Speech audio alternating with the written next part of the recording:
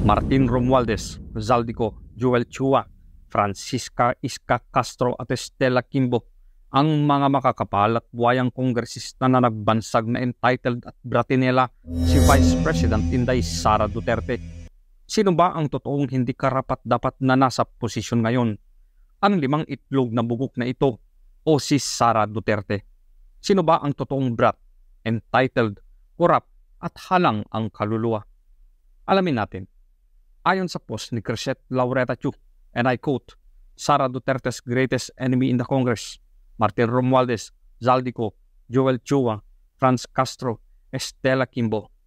The first has been connected to a heavy luggage Okada bribery in the US, and that's just one of his multitude of issues.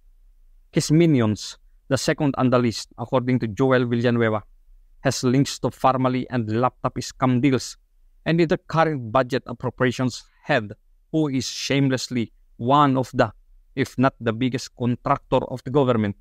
Siya ang nag-decide paano dispense budget.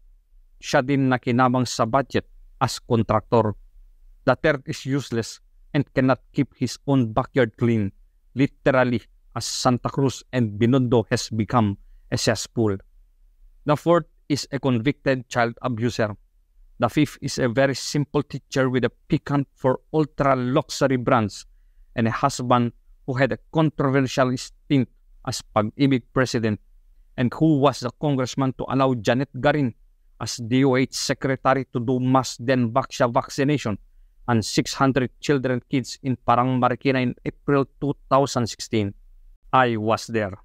These 5, they are called Sara Duterte, entitled and bratty and corrupt. How in the world do they expect Filipinos to believe them over Sara Duterte? End quote. Sa larawang ito naman ay pinapakita ang dalawang pagkakaiba kung sino ba talaga ang totoong bratinela at ayon ulit kay Crescent ay the entitled bratinela Sara Duterte in her well-caused H&M shirt. Wow, bongga collab, very elite. And a very simple teacher, Estela, with her diamond earrings, diamond necklace, and her Cartier tank. Cartier watches in that style may range around 25k to 58k US dollar. I cannot zoom enough to check if there are diamonds or not. The brooch is Chanel, looks vintage, and is being sold now for 1,100 US dollar, around 60k. Sabi ko naman sa'yo, Lord, gusto ko, simple lang ako, end quote. At ayon sa isang netizen, and I quote, ang kapal ng pagmumukha ng mga buhaya na yan dahil wala silang maibatong putik kay VP Sara ay kung ano-ano na lang ang kanilang ginagawang masiraan lang ito. Ano ba ang end goal nila? Mawala sa kapangyarihan ng mga Duterte para sila na ang maghari-harian sa Pilipinas? Ang nakikita ko kasi ay hindi nila magagawa ang kanilang kabulastugan kung nasa kapangyarihan ng mga Duterte. Natatakot sila na bago pa pasabugin ni VP Sara ang kanyang nalalaman na pangungurakot ni Romualdez at Zaldico, ay dapat nasiraan na nila si VP Sara sa taong bayan. End quote. Part ba of what you said earlier, Representative Kimbo, let's stick to the plan. Pero nakahanda na yung mga sagot niya. Madam Chair, since nasabi kanina, ang gist lang na nakuha ko na nasabi kanina ni Representative Luistro, yes, is that wala siyang time na isa-isahin per letter yung letter namin sa Commission on Audit on why the requested documents should not be released to Congress. Pero nakahanda na yung mga sagot niya sa lahat ng arguments namin. Sa national security, sa due process, and sa separation of powers. Is this part ba of what you said earlier, Representative Kimbo, let's stick to the plan?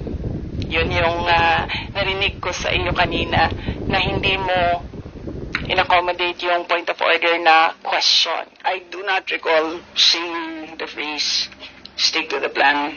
I ruled that we stick to our plan. We stick to our plan.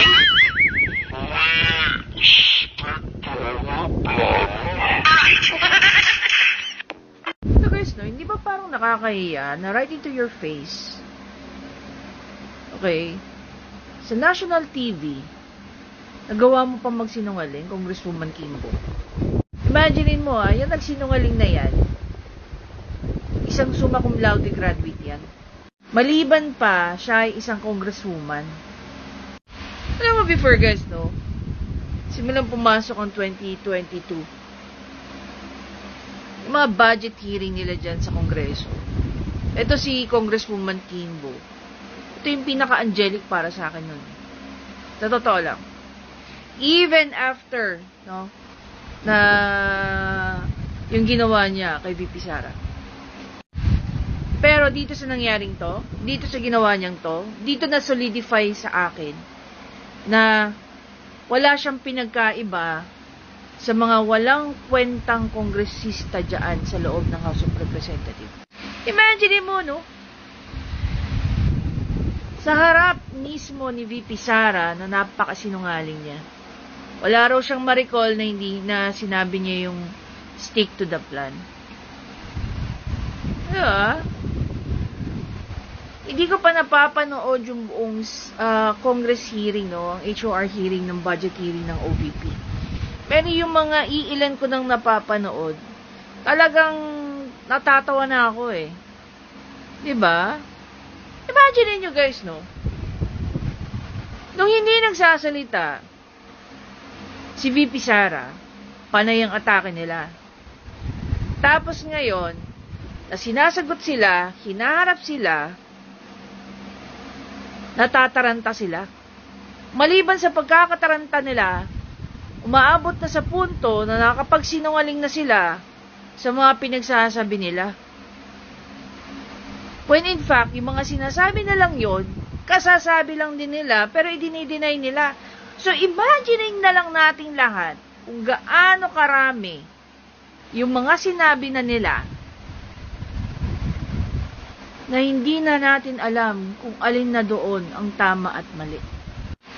Congresswoman Kimbo, ma'am, hindi po ba kayo nahihiya sa ginawa nyo na kayo mismo ang gumawa ng paraan para mapatunayan na merong karimbahid ng kasamaan dahil sa simpleng pag-amin na sinabi mong stick to the plan, dininay mo pa. 'Di ba? Oh. 'Di ba ang tatapang ninyo? Nung tahimik si VP Sara, ngayon sinasagot na kayo. Nung sinasagot kayo, natataranta na kayo. Okay? Ma'am, sinayang mo ang talino mo.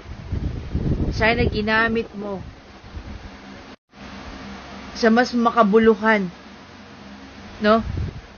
Sana ginamit mo yung talino mo to really serve the people. Pero sa ginawa mo dyan, sa nakita namin, do you really intend to serve the people? Or you have other interests? Nakakasuka ka, Congresswoman Kimbo, dyan sa performance mo sa budget hearing ng OVP. Maraming kabalastugan ang naipalabas ni VP Sara habang kinukuyog niya siya.